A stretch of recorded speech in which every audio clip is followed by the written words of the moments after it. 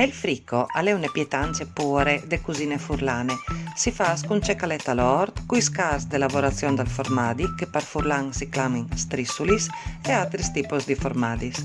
E son un grun di variantis, ma comò o fasin un frico tradizionale con le cevole, calval, par 6 o vot personis.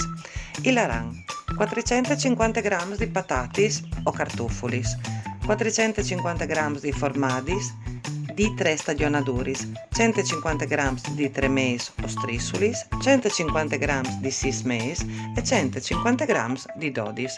Une cevole medie, grand tanche un puin, une picciade di sal, un tic di pever e un god di bueli di chelbon.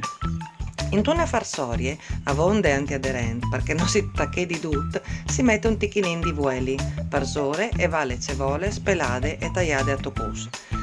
Dopo van speladis li patatis, taglialis anche a tucus, e van mitudis parsore de cevole, perché chiappin e lumit vie che si quein.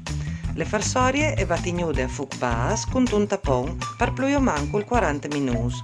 Ogni tanto si mesede per dismolare li patatis e magari con une buone schiassade. Se al covente si giunte un inin di aghe. Quanche gli scartufulis e sonquetis, tanche si rive a disfalis con le chiacce di len, si può giuntare il formadi, che il fresc e che il di mieze stagionadure si tain a tocus o tox, che il plui duro al va gratat, che il fresc allo corpo e morbidezze, chi atris pal savor e pa crostute. Tutti insieme si giunti in te farsorie, che ianti molto al fuc, e si tacca a messedà e schiassà, ben, par disfa tutti i formadis.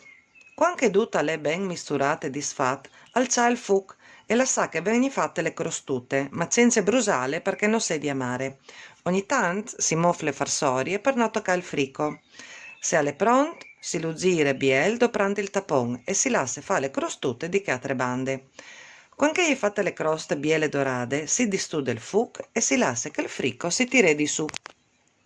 Comò il mantiedome di mangiarlo subit, che chialt all'entimo plui pon.